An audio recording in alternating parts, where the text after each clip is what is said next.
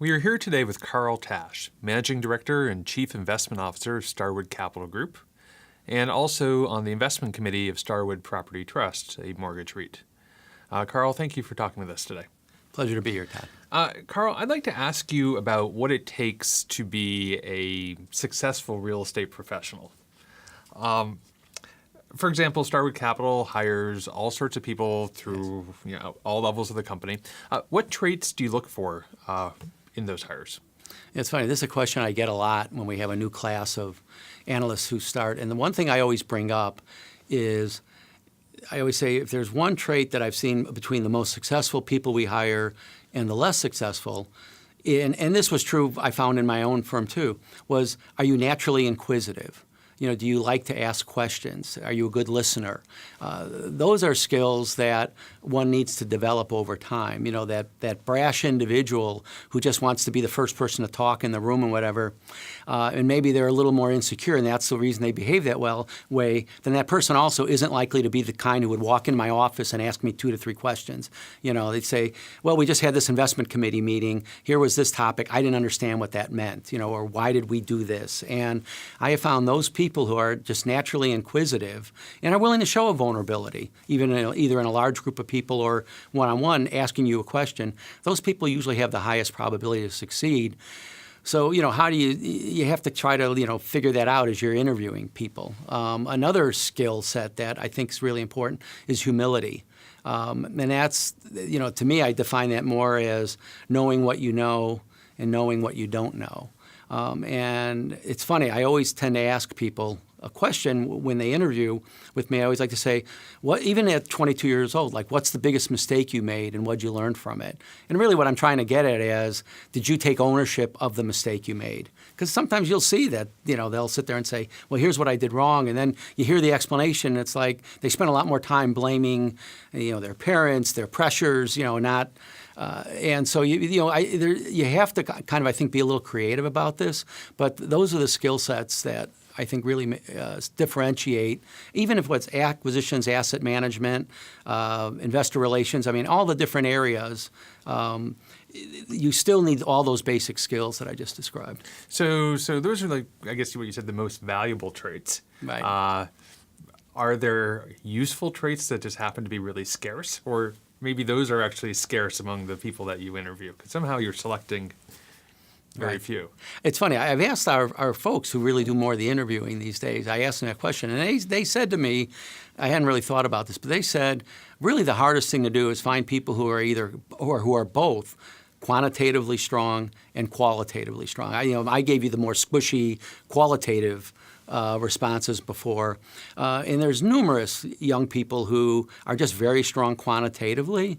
And we have to be careful as a firm, because if you're a VP doing interviewing of Wharton undergrads or, name the school, if they can find a really bright numbers jock who doesn't have a strong personality, well, then that person's not a threat to become a deal person over time. Right. So we have to, as the senior people, looking over the interviewing process and whatever, we have to really make sure that we're looking more for the, the well-rounded individuals. There tends to be a little bit of a conflict, in terms of what maybe someone who is a deal person, what they want out of an analyst versus maybe what I want, because I'm looking to build stars, in the firm. And Barry and I talk about this all the time. And one of the things we've actually instituted at Starwood to help round out the skill levels too is we're doing what we did at JMB over 20 years ago, which was, you're rotating people with different managers.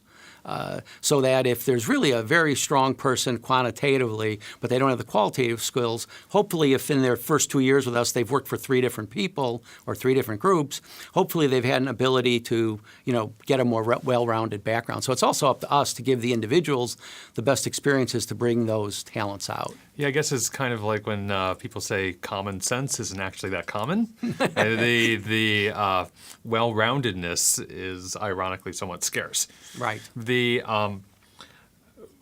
What should our students be doing or studying to prepare for a successful career in the real estate industry specifically?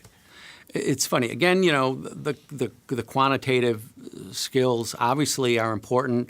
One of our folks made the comment to me that, and I agree with this, so much of what we do today, even though it's real estate, for the student to have background and being able to read an income statement and a balance sheet is actually very important. Because no matter how hard we've tried to train people who come out of school with no background, I always like to call them poets versus being a kid who went to Wharton undergrad. It's very hard to teach the poet how to read financial statements when they're really just still grappling with all the financial modeling and IRRs and joint ventures and all these various levels and how you underwrite all that stuff. That's very difficult, for them to achieve. So we need to find people who we have to bring out in them not just the quantitative skills, but also, the qualitative talents. The thing that I think is also important from when they're in school, which was your question, when they're in school, I'd say, written and oral skills. Take case study, even if it's not in real estate. Take case study classes because the Socratic method is great for teaching you how to think, have self-confidence. But usually there's also writing out a thought process and, verbal. The verbal and written skills, I think, are two things that are a bit weak sometimes with people coming out of school today. And so we want to make sure that that's something that it'd be great if they have at least some background in that. The other thing I would say is show that you really have interest in real estate. Do an internship at least one of your summers in real estate. Join Zell Lurie. And take at least one or two courses in real estate here. I can't tell you how many times you see people, not just at Wharton, but at any school, where you could tell the person's interviewing in real estate just as it's an option for them. You don't really see any background. So you don't have to put your whole life into it, but at least show that why aren't you involved in the real estate club, one of the many real estate clubs here, if you truly have an interest in the industry. So you got to demonstrate those things to us. So you being Starwood Capital Group doesn't just hire people; it partners with a bunch, right? So Yes. you partner with operators all around the country and the world. Right. So when you're looking at operators, what do Right. your most successful operators do that I guess like your average partners do not? Right. I would say the most successful operators, and that's a great question, the most successful operators get you your information on time, the budgets are clear, the business plans are clear, and even if they don't execute what they said they were going to do, they're clear about it. They're not sitting there and trying to figure out how do I, massage, my quarterly report now. How do I change what it looks like so that I'm not making it clear that we have a problem here? To me, the best operators, the best partners, JV partners or managers are people who really build on their own a system of accountability. If they're missing numbers, they're going to say to you, here's how we missed, why we missed it. And then here's what we're going to do about it. I always say the one thing that is always true about any deal you do is that the numbers will never be what you projected. They could be better, or they can be worse. And so you have to have managers or partners who understand that the world isn't, no matter what they say, it's not going to be what, in essence, they sold to us or what they said in the beginning. And so the ability to adapt, the ability to keep quality people, that's another issue to me is if there's high turnover in the key people, like if every 6 months or a year the people we're dealing with, in the joint venture keep changing, that's probably a sign that they're not being either being paid well or being recognized. And to us, that's important. That partner usually has some level of a promote and whatever, and you want to make sure that that's getting to the people who really are executing for you on your behalf. So those are the things that, when they work right, go very well. And like I said, not being on time with numbers, always being late, being too thinly staffed, those are usually the signs that you have either a bad manager or a bad partner. It's kind of common sense, to be honest with you.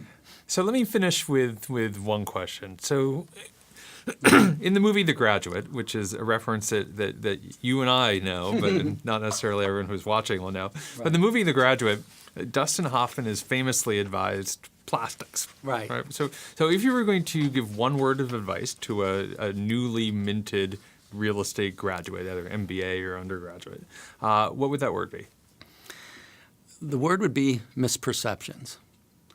And really, what you want to do in life is the greatest profit opportunities, whether you're in real estate or anything you're doing, greatest opportunities are where there's fear. Warren Buffett talks about this all the time. Buy where there's fear, sell where there's euphoria. And I think that's a very, very difficult skill to develop. I ran a hedge fund for 15 years, and I always had that reputation for being somewhat of a contrarian, looking at variant perceptions. And there's going to be a lonely bit of time where you're usually probably at least 6 months, 18 months, maybe 2 years or 3 years early in being more cautious, and you could tend to look foolish. So you have to really have the self-confidence, to execute. And, with our regional mall strategy, that's a very good example. Barry and I started talking about that in 2011. What was the premise for that? Well, all the Wall Street firms were going up to the mall REITs and saying, look, your sales today are, $450. This is 4 or 5 years ago. Your sales average $500 a square foot, let's say. And Wall Street will sit there and say, you get rid of that bottom 20% of your portfolio, and your sales per square foot are going to go up to $600 a foot. That alone will drive more value to the REIT. And so they were really pressured, if you will, by Wall Street to really sell everything, let's say, that did $400 a square foot or lower. And so we were really focused on this concept. We said, look, from the ashes of this, we ought to be able to build a great mall company. And today we have $6 billion of assets, 24 malls, 6 lifestyle centers. And it really grew out of this idea that Wall Street was telling all the big mall REITs to sell their lower productivity assets. And so we then sat there and said, okay, we're going to buy that.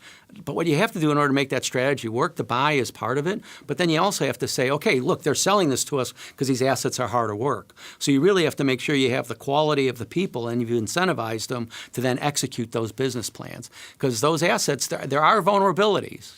I won't kid you. It's not King of Prussia Mall. And you have to have the right team then to execute. Yes, you found a variant perception, but it isn't going to matter if you don't have the right team. And that's what, where we've built this mall platform, and today we have over 300 employees in the mall company, that's to then execute on that. We've done the buy side. Now we have to execute and give the investors a profitable exit. That's next.